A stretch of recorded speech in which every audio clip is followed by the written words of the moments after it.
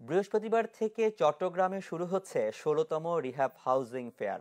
রোববার পর্যন্ত টানা ৪ দিনের এই মেলা অনুষ্ঠিত হবে হোটেল রেডিসনে।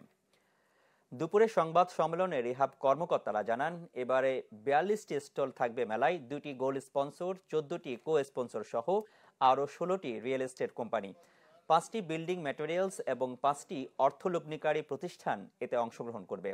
মেলার প্রথম দিন ক্রেতা দর্শনার্থীরা দুপুর ২টা থেকে মেলায় প্রবেশ করতে পারবেন।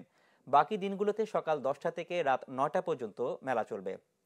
রিহ্যাবের ভাইস চেয়ারম্যান দেলোয়ার হোসেন ছাড়াও সংগঠনের কর্মকর্তারা সংবাদ সম্মেলনে উপস্থিত ছিলেন।